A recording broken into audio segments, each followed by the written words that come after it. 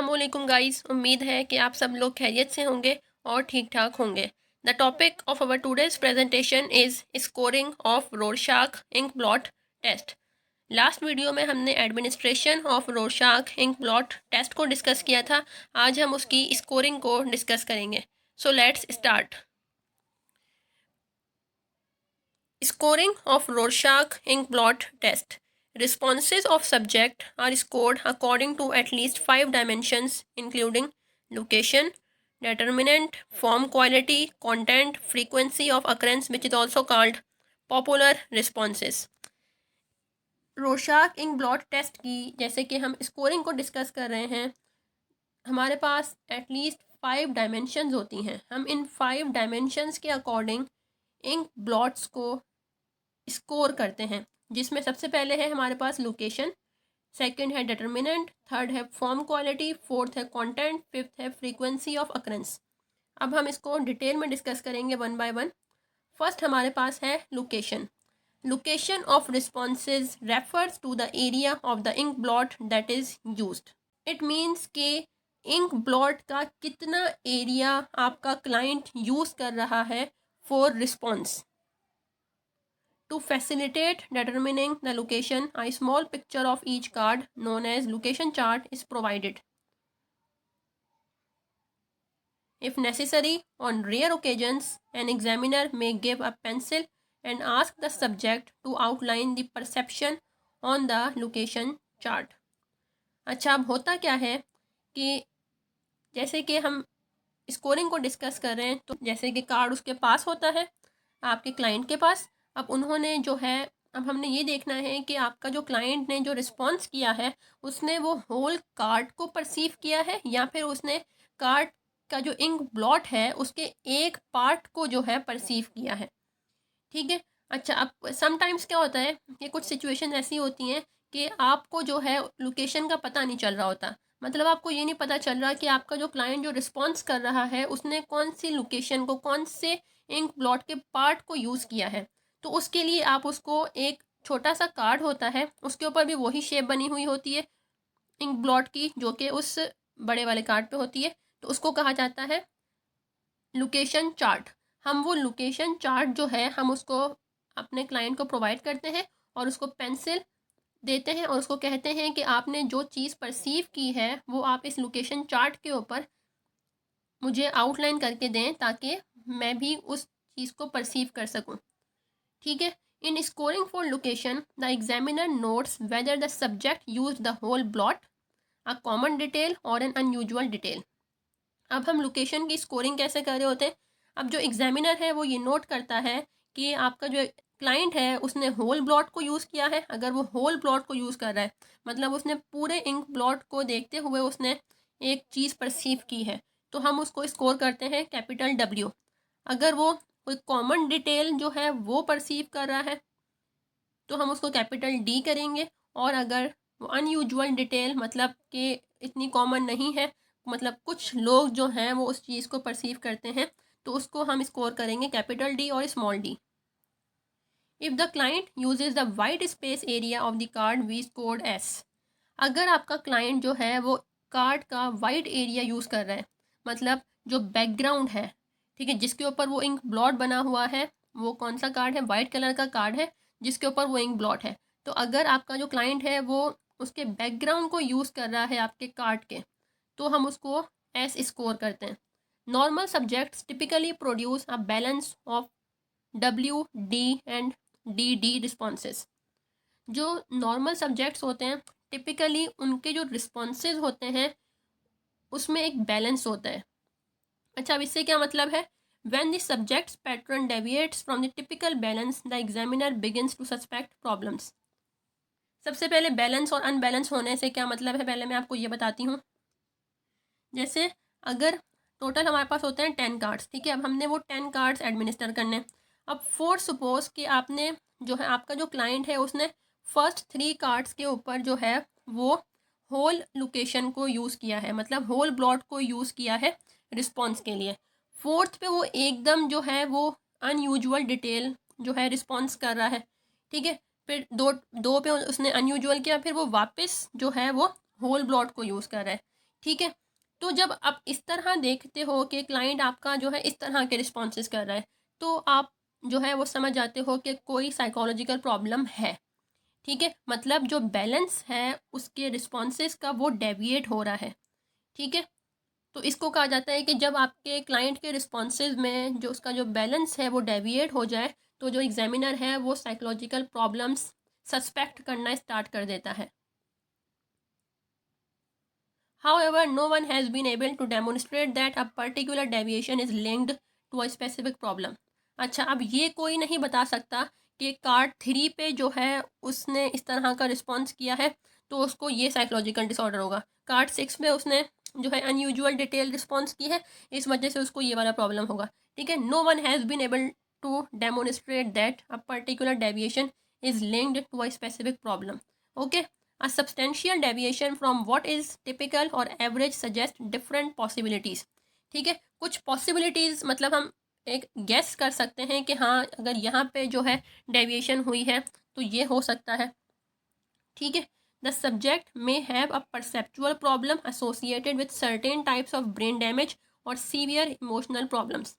हम ये कह सकते हैं कि आप जो हमारा सब्जेक्ट है, जो हमारा एग्जामिनी है, उसको कोई परसेप्चुअल प्रॉब्लम हो सकता है, जो अगर मतलब कभी उसके साथ कोई उसका जो है ब्रेन डैमेज हुआ हो या उसे कोई सीवियर इमोशनल प्रॉब्लम हो, उसकी वजह से जो है उसने इस तरह का जो उसका जो बैलेंस ऑफ रिस्पॉन्स है वो डेविएट हो गया है। एक ये रीज़न हो सकता है। Second, the subject may be unconventional and thus fail to respond according to the typical pattern. आपका जो सब्जेक्ट है वो अनकन्वेंशनल हो सकता है, मतलब कि जो कल्चर के जो रूल्स हैं नॉर्म्स हैं वो उतना उस पर बिलीव नहीं करता है। इसकी वजह से जो है उसका जो टिपिकल पैटर्न था वो डेविएट हो गया है। The protocol may be invalid, जो प्रोटोकॉल है वो इनवैलिड हो सकता है। इसका मतलब कि एग्जामिनर ने जो है उसकी इंस्ट्रक्शंस जो हैं टेस्ट की उसने सही प्रोवाइड नहीं की हैं उसको, या फिर आपका जो एग्जामिनी है वो उसको इंस्ट्रक्शंस को सही से समझ नहीं पाया, इस वजह से उसने उसका जो पैटर्न है वो डेविएट हुआ है।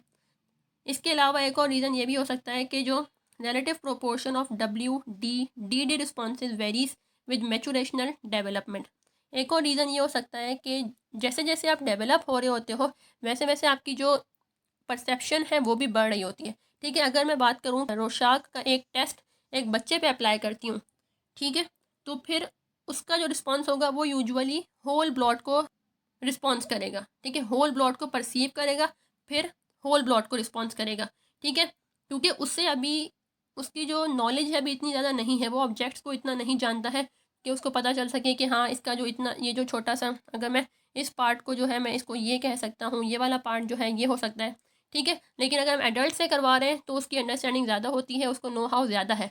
ठीक है, तो वो मतलब ज़्यादा रिस्पॉन्सेज दे सकता है। ठीक है, तो मैचुरेशनल डेवलपमेंट भी जो है वो वेरी करती है, उसकी वजह से जो आपके रिस्पॉन्सेज हैं वो वेरी कर रहे होते हैं।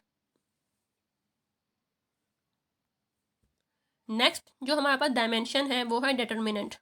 जब आप एक दफ़ा लोकेशन को स्कोर कर लेते हो अच्छी तरह, उसके बाद जो है वो एग्जामिनर जो है determine what it was about the ink blot that led the subject to see that particular परसेप्ट।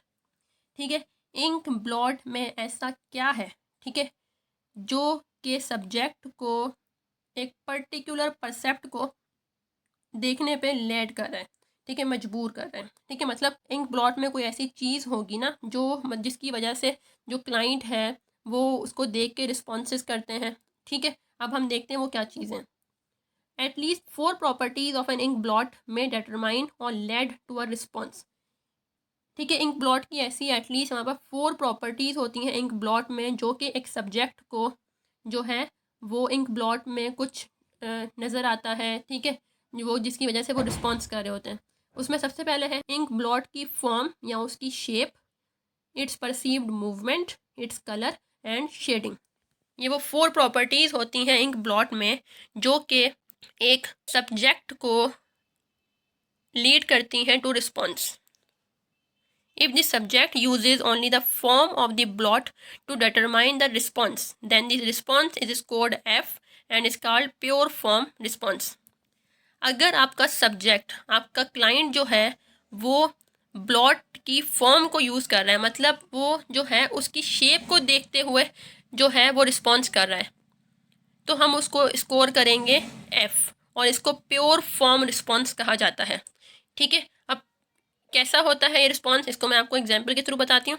Responses are scored for form when the subject justifies a response by statements such as it's look like one, it is shaped like one, और here are the legs, feet, wings and ears. ठीक है, अगर आपका subject इस तरह से response कर रहा है कि ये जो है ना, ये मुझे एक ह्यूमन की लेग्स लग रही हैं, ये जो है ये उस तरह का दिख रहा है, ये मुझे पैरट की तरह से थोड़ा सा नज़र आ रहा है। ठीक है, अगर आपका जो सब्जेक्ट है इस तरह के रिस्पॉन्सेज पास कर रहा है, इट मीन्स इंक ब्लॉट की शेप और उसकी फॉर्म की बेस पे आपको रिस्पॉन्स कर रहा है। ठीक है, इसके बाद है इन एडिशन टू फॉर्म के अलावा भी जो 3 और प्रॉपर्टीज़ होती हैं इंक ब्लॉट में, जिसकी बेस पे वो रिस्पॉन्स कर रहे होते हैं। ठीक है, अब परसेप्शन में भी बेस्ड ऑन मूवमेंट। ठीक है, जो है आपका क्लाइंट, क्या पता उसको जो है इंक ब्लॉट में कोई मूवमेंट नज़र आई हो, ठीक है, उसकी बेस पे उसने रिस्पॉन्स किया है। क्या पता उस इंक ब्लॉट का कोई कलर ऐसा था जो जिस कलर ने उसको जो है रिस्पॉन्स करने पे फोर्स किया है। ठीक है, या उसमें कोई शेड्स ऐसे थे जो कि उसके पास्ट में जो है उसको किसी चीज़ की याद दिला दी उसने। ठीक है, उसकी वजह से उसने वो रिस्पॉन्स किया है, और इसी तरह कॉम्बिनेशन ऑफ दीज फैक्टर्स भी हो सकते हैं। These other factors can be सब डिवाइडेड। ठीक है, अब जो फैक्टर्स हैं, ठीक है, ये जो अभी हमने पढ़े हैं, मूवमेंट, कलर, शेडिंग, ये फर्दर सब डिवाइडेड है। जैसे अगर हम मूवमेंट की बात करते हैं तो मूवमेंट जो है वो ह्यूमन मूवमेंट हो सकती है। ठीक है, अगर आपका क्लाइंट कहता है, इंक ब्लॉट को देख के कहता है कि 2 लोग जो हैं वो आपस में एक दूसरे को गले लगा रहे हैं, ठीक है, तो हम उसको स्कोर करेंगे कैपिटल M। अगर आपका क्लाइंट कहता है कि 2 एलिफेंट्स जो हैं वो खेल रहे हैं, प्ले कर रहे हैं, तो हम उसको स्कोर करेंगे FM। और अगर कोई इनएनिमेट थिंग जो है उसको वो रिस्पॉन्स करता है, तो हम उसको स्कोर करेंगे स्मॉल m, जैसे कि स्पार्क्स फ्लाइंग, आग लगी है, उसकी चिंगारियां जो है वो उड़ रही हैं। ठीक है, अगर किसी को इस तरह का कोई चीज़ जो है वो देख के कहता है, रिस्पॉन्स करता है, तो हम उसको स्मॉल m स्कोर कर रहे होते हैं। Many experts believe that the movement response is related to motor activity and impulses. Experts का ये बिलीफ है कि जो मूवमेंट रिस्पॉन्सेज होते हैं ये मोटर एक्टिविटी के बारे में बता रहे होते हैं। ठीक है, या उस इंडिविजुअल की इम्पल्सेस या उसकी मोटर एक्टिविटीज़ के बारे में हमें जो है वो बता रहे होते हैं। ठीक है, एग्जनर और colleagues that believe that such responses provide information about a subject's attitude concerning how people interact. एग्जनर और उनके कुलीग्स का ये मानना था कि इस तरह के रिस्पॉन्सेज, मतलब जो मूवमेंट रिस्पॉन्सेज हैं, वो हमें ये इन्फॉर्मेशन प्रोवाइड करते हैं कि सब्जेक्ट का जो एटीट्यूड है दूसरे लोगों के साथ, सब्जेक्ट जो है आपका वो दूसरे लोगों के साथ सोशल सेटिंग में किस तरह दूसरों के साथ इंटरेक्ट करता है, इसके बारे में मूवमेंट रिस्पॉन्सेज आपको बता रहे होते हैं। इसके बाद थर्ड डायमेंशन हमारे पास है form quality. The determinant also receives scoring for their level of form quality. अच्छा, अब फॉर्म क्वालिटी की स्कोरिंग भी क्या है, हमारे जो डिटर्मिनेंट्स हैं वो ही रिसीव कर रहे होते हैं। ठीक है, the form quality scoring refers to how accurately the percept relates to the form of the ink blot. Form quality की स्कोरिंग का मतलब क्या है? ठीक है, कि आपका जो सब्जेक्ट है उसने जो चीज़ परसीव की है, ठीक है, उसका जो परसेप्ट बना है उस इंक ब्लॉट को देख के, वो परसेप्ट इंक ब्लॉट की फॉर्म के साथ कितना रिलेट कर रहा है। How accurately the percept relates to the form of the ink blot.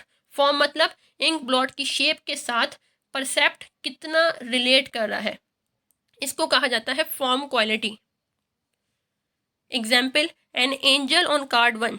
ठीक है, जैसे लेफ्ट पे आपको जो है रोशाक इंक ब्लॉट टेस्ट का फर्स्ट कार्ड जो है वो आपको विजिबल होगा। ठीक है, और राइट पे क्या है, ये एक एंजल की पिक्चर है। ठीक है, अब देखें आप दोनों क्या है, बहुत ज़्यादा आपस में मैच कर रहे हैं। ठीक है, तो ऐसा लग रहा है रोशाक का कार्ड ऐसा लग रहा है कि जैसे कि ये एक एंजल है। ठीक है, तो इस तरह मतलब जो आपका जो परसेप्ट था वो उस कार्ड की फॉर्म के साथ, उस इंक ब्लॉट की फॉर्म के साथ, इंक ब्लॉट की शेप के साथ जो है अच्छे से रिलेट कर रहा है, मीन्स काफ़ी हद तक जो है वो रिलेट कर रहा है। ठीक है, तो हम इसको कहते हैं ऑर्डिनरी फॉर्म क्वालिटी रिस्पॉन्स। ठीक है, अच्छा, अब हम इसकी स्कोरिंग देखते हैं। व्हेन टू और more objects are described separate but related, at least one of the objects involved must have a specific form demand. ठीक है, मतलब अगर आपका क्लाइंट जो है वो इंक ब्लॉट को देख के दो या दो से ज़्यादा रिस्पॉन्सेस पास करता है, ठीक है, दो ऑब्जेक्ट्स उसको नज़र आती हैं, वो दोनों ऑब्जेक्ट्स सेपरेट हैं बट आपस में रिलेट कर रही हैं। ठीक है, अब क्या होना चाहिए, उसमें से जो एक ऑब्जेक्ट है, जो उसने रिस्पॉन्स किए हैं दो ऑब्जेक्ट्स, वो सेपरेट हैं बट आपस में रिलेटेड है, तो उनमें से एक ऑब्जेक्ट की जो फॉर्म डिमांड है, फॉर्म क्वालिटी जो है, वो उस इंक ब्लॉट पे स्पेसिफिक होनी चाहिए। ठीक है, इस तरह के रिस्पॉन्स को आप जो है वो प्लस से स्कोर करते हो और इसको कहा जाता है synthesized response. For example, a dog walking among some bushes, जैसे डॉग एक ऑब्जेक्ट हो गई और सेकेंड वन हमारे पास है बुशेस। ठीक है, दो सेपरेट ऑब्जेक्ट्स हैं बट आपस में रिलेट कर रही हैं। ठीक है, अब इसमें से एक, मतलब या तो डॉग या बुशेस, उसकी एक फॉर्म डिमांड, उसकी फॉर्म जो है वो इंक ब्लॉट पे आपको स्पेसिफिक होनी चाहिए, मतलब उसकी क्वालिटी जो है वो बेहतर होनी चाहिए। ठीक है, इसी तरह सेकंड एग्जांपल है an aeroplane flying through some clouds. Cloud एक ऑब्जेक्ट और एरोप्लेन जो है वो सेकंड ऑब्जेक्ट है। इसी तरह इसका भी होना चाहिए।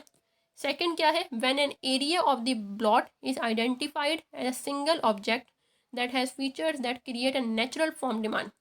ब्लॉट का एक एरिया यूज़ हुआ है, ठीक है, और वो जो एक एरिया यूज़ हुआ है वो सिर्फ हमें एक ही शेप के बारे में बता रहा है। मतलब आपका जो क्लाइंट है उसने ब्लॉट को देखा और उसमें से एक एरिया में से उसने एक चीज़ परसीव की, एक नेचुरल ऑब्जेक्ट, एक नेचुरल फॉर्म डिमांड जो है उसके वो बन रही है। इसको कहा जाता है ऑर्डिनरी रिस्पॉन्स और इसको हम स्मॉल ओ से जो है स्कोर करते हैं। जैसे कि एग्जाम्पल है कि आपके क्लाइंट को जो है वो इंक ब्लॉट के एक एरिया में फायर ट्री नज़र आ रहा है, ठीक है, या कैट नज़र आ रही है, या बैट नज़र आ रहा है, या फ्लैग नज़र आ रहा है। इसी तरह और ऑब्जेक्ट्स भी हो सकती हैं।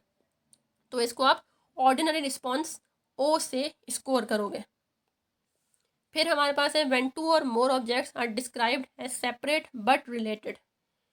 ठीक है, none of the objects involved have a specific form demand, this response is का synthesized response which is scored by V or plus. ये भी वही है सिंथेसाइज रिस्पॉन्स, बट इसमें क्या है, ये चेंज है कि इसमें जो आपकी दोनों ऑब्जेक्ट्स होंगी, ठीक है, दोनों ऑब्जेक्ट सेपरेट होंगी, रिलेट भी करेंगी आपस में, लेकिन दोनों में से ये ज़रूरी नहीं कि दोनों में से किसी एक की भी जो है स्पेसिफिक फॉर्म उस ब्लॉट पे मौजूद हो। ठीक है, जैसे क्लाउड्स कमिंग टुगेदर, क्लाउड जो है एक साथ आ रहे हैं, a rock and some dirt around it.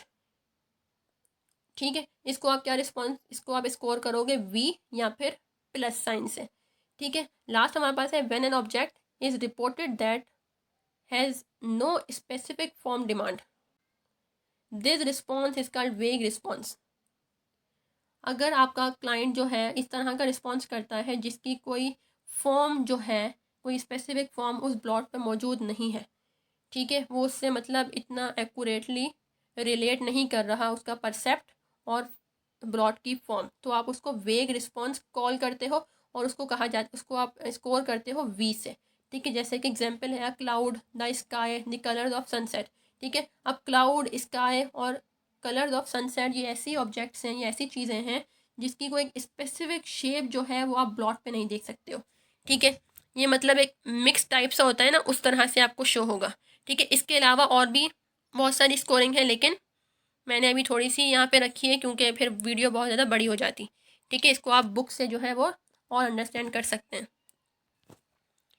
Scoring form quality is difficult if the examiner can not see the percept, then the response has poor form quality and is scored F. जो form quality की scoring है वो ज़रा difficult होती है, क्योंकि उसमें जो है अगर जो आपका एग्जामिनर है उसको वो चीज़ नज़र ना आए जो कि आपके क्लाइंट ने परसीव की है उस ब्लॉट में, ठीक है, तो आप उसको पुअर फॉर्म क्वालिटी कॉल करते हो और उसको स्कोर करते हो एफ से। ठीक है, इसके बाद हमारे पास डायमेंशन जो है वो है content. The scoring of content is based on the type and quantity of specific subjects that examinees perceive in their responses.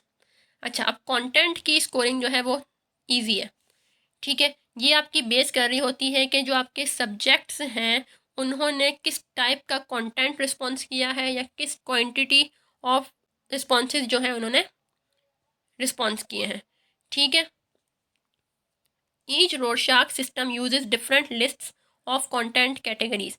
ठीक है, अच्छा अब जो रोरशाक सिस्टम है, ठीक है, वो डिफरेंट मतलब ये कोई एक कंटेंट एक सेट नहीं है, ठीक है, लेकिन कुछ ऐसा कंटेंट्स हैं जिसके ऊपर सारे जो मतलब मोस्ट ऑफ द साइकोलॉजिस्ट, ठीक है, एग्जामिनर्स जो हैं वो बिलीव करते हैं, उस पर एग्री करते हैं। ठीक है, उसको हम डिस्कस करेंगे। बाकी जो सिस्टम है रोशाक का, वो कंटेंट की बेस पे जो है वो डिफरेंट होता है।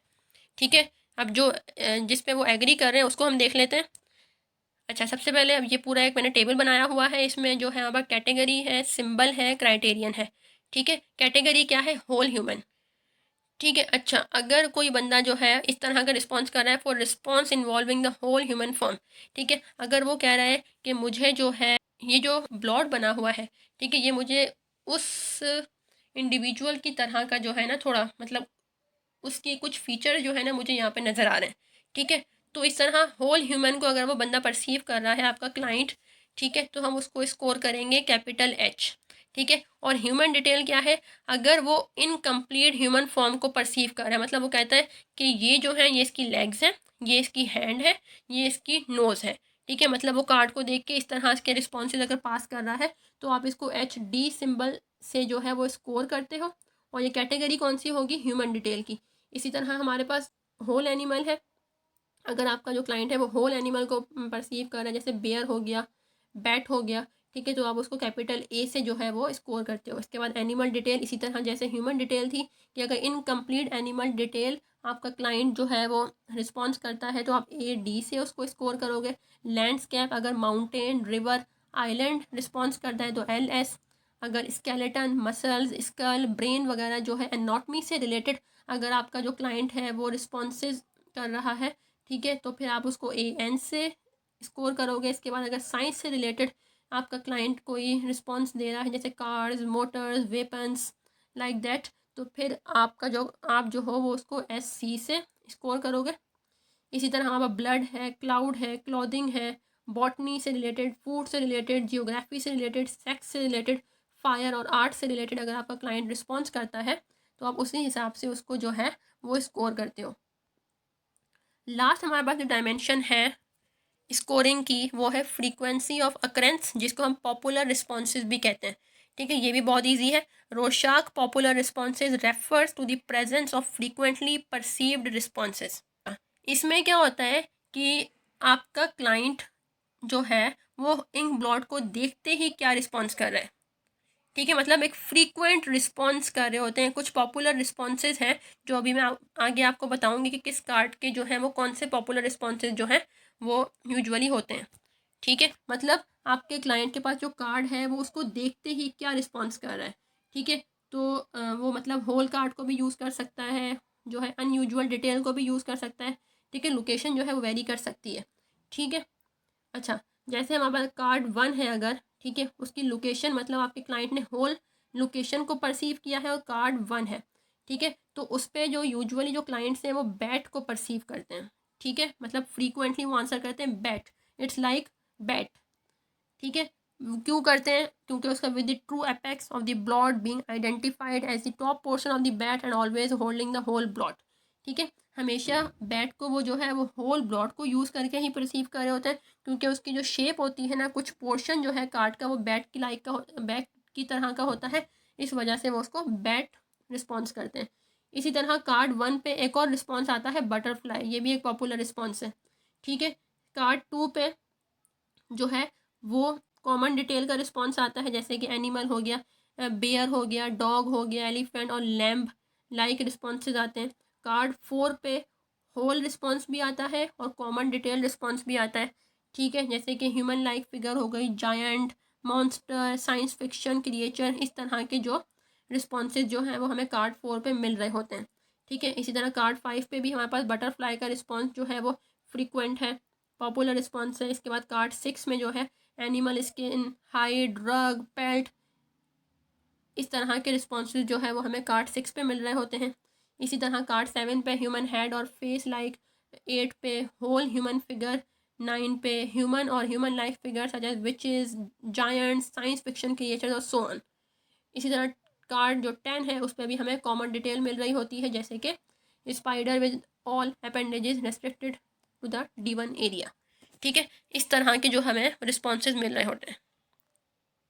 So that was all about today's lecture. I hope कि आपको आज का लेक्चर समझ आया होगा। अगर फिर भी कोई क्वेश्चन है तो आप मुझसे कमेंट सेक्शन में पूछ सकते हैं। Thank you so much and अल्लाह हाफिज़।